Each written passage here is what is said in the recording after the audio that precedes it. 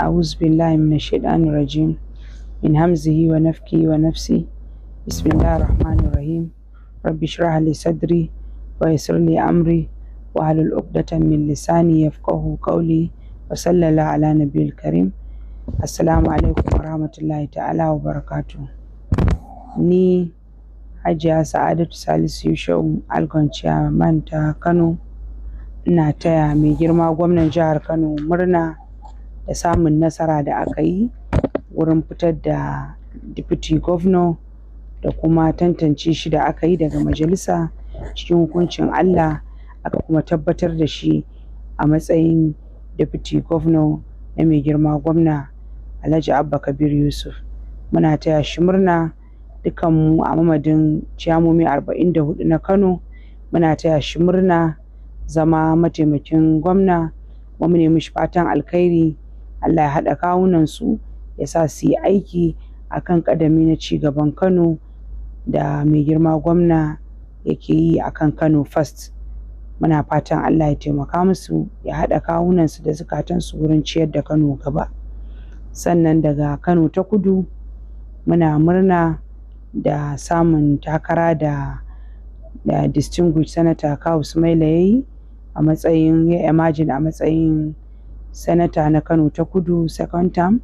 Alhamdulillah, muna taya shi murna, kuma muna fatan Allah ya haɗa kawunan mu yi aiki tare, mu yi campaign tare domin a ciyar da Kano ta Kudu gaba, a samu nasara mai ƙarfi mai rinjaye. Muna kuma yi wa mai girma gwamna godiya mu daga Kano ta Kudu da ya bawa shi distinguished senator Kawu Sumaila takara ta sanata a Kano ta Kudu zuwa na biyu. Mun gode wa gwamna, Allah ya saka mishi da alkhairi, ya yi wannan da kyakkyawar niyya domin haɗa kan Kano ta Kudu da haɗa kan mutanen Kano baki ɗaya. Sannan a mamadin ciyamominmu na ƙananan komi 44 da vice ɗinmu da secretaries ɗinmu da council members ɗinmu, muna kira ga sanata na Kano ta Kudu, wato shi distinguished senator Kawu Sumaila da DSP Barau Jibril Maliya, da kuma wanda Allah ya ba a Kano Central, da su haɗa kai da mai girma gwamna, su kuma rungumi ciyamomi dukkaninmu gabaki ɗaya har zuwa council members ɗinmu gaba ɗaya a rungume mu don mu ci gaba da kawo yankunanmu alkhairin da yake tohowa tun daga federal, mu ci gaba da haɗa kan al'umma, muna kawo alkhairai ga yankunanmu gabaki ɗaya, musamman a Kano da al'ummar jihar Kano yadda suka yarda da shugabanci da jagoranci irin na Alhaji Abba Kabir Yusuf.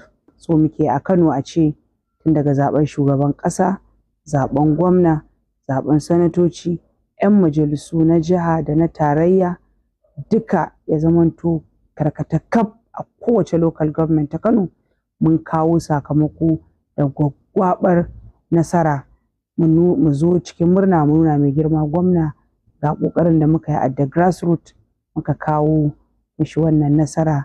Mun gode, kamar yadda ya taimake mu ma ranar rama biki ta zagayo, mu taimaka mu ma mu ba da wannan nasara.